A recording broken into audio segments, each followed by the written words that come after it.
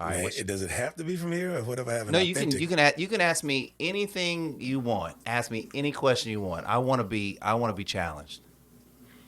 Okay. Somebody's taking a bath. Okay. Was it hard for you, or do you even remember it being a challenge for you growing up in Edna? Mom's a teacher, very popular person in the community, community service. Do you ever remember the difference between integrated white people versus non-integrated white people? Because Edna had them. There was the, there was, I ain't gonna say, but maybe the, there were more, you and your mom, them, y'all were more down to earth than the rest of the frou-frou. And I don't, you don't have the answer to that if you don't No, want to, but I. This is what's wild about my experience is that it was very much that like everyone was equal and we're going to treat everyone with respect and like all that kind of stuff. And really retrospectively, I think a lot of the really kind of crappy stuff, I think my mom and dad kind of protected me from, including adults and people in the community that maybe because my dad was kind of one of those people like you got to be straight, you better straight up, you know what I mean? So, I feel like that he just didn't want to, ruffle the feathers. well, no. Like he didn't feel like it was appropriate for us to because if you're not going to be a good person, we're not going to associate with you. I think, Right. but I don't. I'm guessing. About, All right. You got I do another homemade question, or I do you? like this. No. Okay. When was the last time you cried? Oh man, I cried probably last week. I was thinking about it was something about my daughter. It was something thinking about like how life's just gonna try to kick her down and like how hard it is to fight against that and how much it's gonna break my heart when life tries to break your kid's heart. You know what I mean? Like, and so like you were talking about, you said like on the podcast, like, it's about keeping that innocence as long as you can, and like imagination and all this kind of stuff. And I really fight for that for her because, like, there's no reason why a kid should be a grown up at age 3. No way. No way. No way. It's too many questions. Huh? I should just gave you half the stack. Oh, that's a lot of questions, but I could find a few good ones. I think if I was a good guest, I would have been prompting the next question as I was asking you that question. I asked you to be a podcast on the spot. How do you express your anger? I used to express my anger very verbally. Never like physically or, but just, I mean, man, when you're funny, there's two sides to that tongue. You know what I'm saying? Yeah, it is. And so, you can say some of the darndest things. And I left that a lot on people. And so now what I really try to do is that, I try to just hold myself in a way that I go like, I need you to understand that this is not okay. That's what's happening right now. Gotcha. And I don't want to yell, but the intensity inside of me is like, I'm very upset about this. And that's how I express anger at this point, which I don't know if it truly, sometimes I'm like, am I really getting my point across? But here's what I really do know. If you yell at somebody, you ain't gonna get your point across anyway. So I got a better chance. So you are aware of your tone whenever you're upset. Well, I mean, if you ask my girlfriend, she would say I'm not aware of my tone. Right. But I am aware of my tone. That like I go, yeah, like I totally recognize my tone is different because I am upset. Yeah. So how am I? Comes with it. Yeah. How am I supposed to be? Like what's the proper tone when I'm upset? Like, because there is no, there is no good time for bad news. Right. So like if I just go like if I go like hey guys, I'm upset. I mean, it's just like it's there's there's a level of like I need to express, Okay. but I don't have to be rude, Right. and I don't have to be angry or those kinds of. I mean, I don't have to be verbally abusive. I don't have to raise my voice. How do these two words make you feel? Yes, go. Emotional maturity. Emotional maturity is not something that can be taught. It is something you have to experience and learn. And some of us are just really poor learners. You know what I mean? Because you can talk to somebody about how to be all the time, but like they have to understand how to be. You know what I mean? It's like what we're talking about, like on the podcast about your grandmother being so authentic. She didn't have to say anything. It's a feeling. You understood it. Yeah. You know what I mean? And I think that, you know, that's probably I feel like what we're striving for. Oh yeah, absolutely. Did I answer your question? Yeah, good question.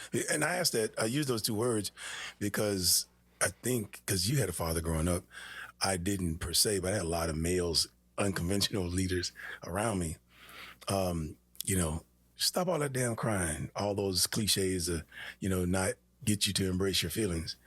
But unless a boy early on has a male figure to teach him how to take a deep breath. One of the first things I taught my son was how to deep breathe, wipe his face, and assess whether what he was feeling was real or what actually happened was real. And that's when he was 2 or 3. As soon as he can pick up on language and behavior and see.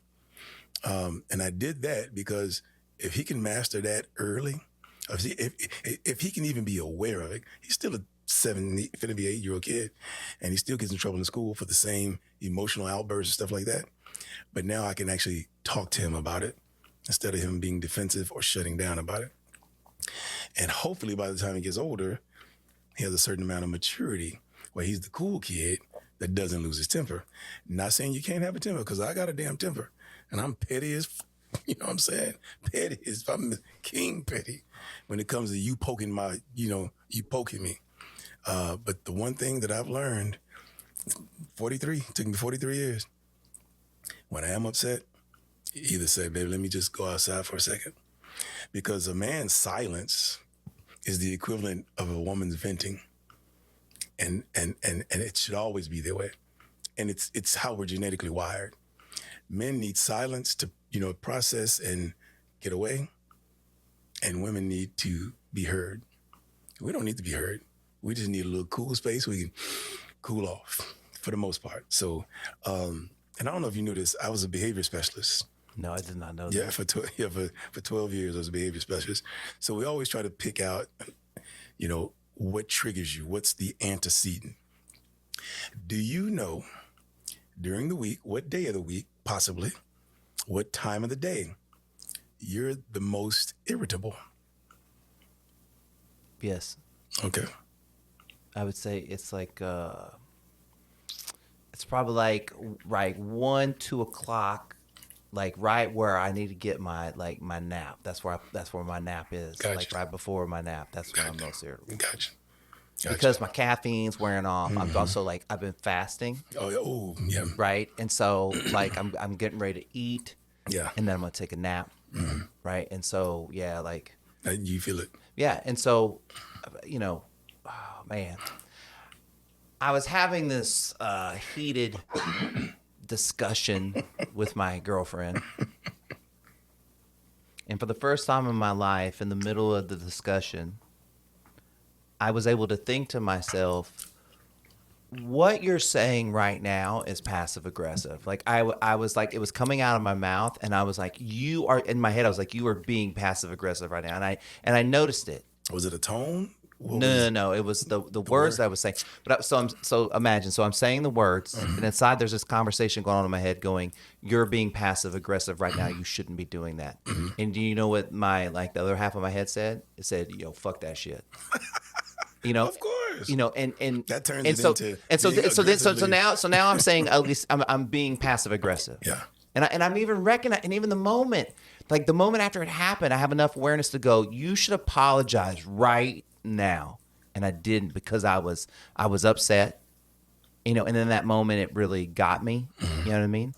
And so obviously, with a little bit of time and space, I came back and I apologized. You know, and two people were invited, two people were tango in there. Yeah. But you know, like that's the kind of level of awareness I'm trying to have in my relationships with everyone. To know to be aware, because like, you know, we're talking about like not drinking. Yeah. You don't know what your actions are if you're drinking. You don't know what your don't tell me that you like. I know what I'm doing. No, you don't. Like you have no idea. Because when you're really sober for like a good 30, 60, 90 days, you start to have another level of awareness you didn't have before. Absolutely. Your body has been like I'm not pro alcohol. Your body's been poisoned. Right. Absolutely. So it takes a while for it to wear off. Absolutely. You know what I mean? And it's just wild. It's wild.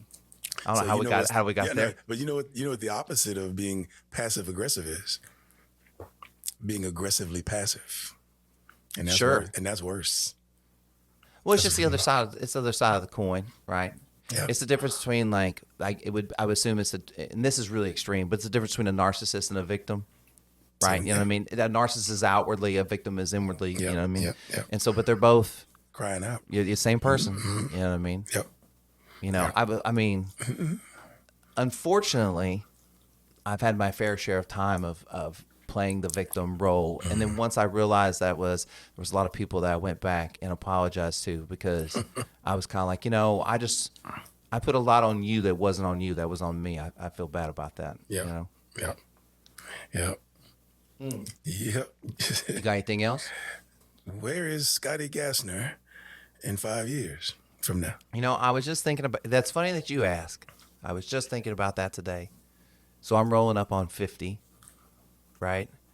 I was like, what am I going to do 50 to 60? What am I going to do in that 10 years? Ain't crucial. Right? Crucial, brother. With this newfound kind of like knowledge and like idea about life and stuff like that. And I really started thinking, like, people are always like, you know, you should go back to school and become a therapist. And I was like, you know, school the first time around was not great. And then I became a certified coach, like a accredited life coach, right? Okay. And going to school, that was real easy. I didn't even study straight A's. Now, I mean, and people struggled with the material. Like, so it's not like, it speaks my language. So I was like, well, man, maybe in this next 5 years I do go back and do that. And maybe that is something like I pursue. But then I was like, maybe I just become a hairdresser. Why not? But you know, I think this is what my divorce really taught me. Is one, you don't know anything. You don't know anything's going to happen in life. Yeah, how things are going to go. You have no idea. No, you don't. And the more you prepared for the different, like, quote unquote seasons of your life and what you're going to do inside those seasons, the better off you're going to be. I'll tell you what you just said right there is what's going to get you through from 50 to 60 on a deliberate, authentic path, and that is planning. But just loose. I'm just loose planning. That's even better. I mean, you know what I'm saying?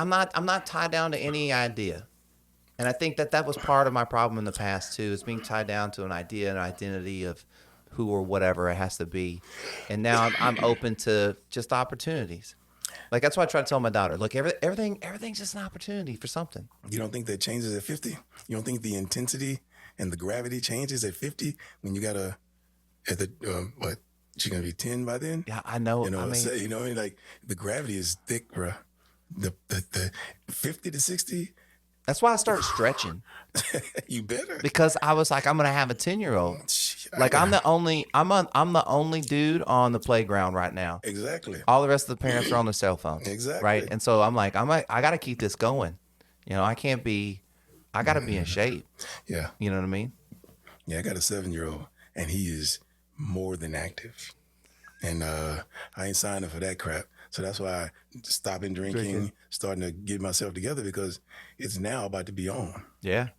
It's about to be on, because he's something. He's something. My man. Hey, thank you so much. Appreciate this guy. Indeed, man.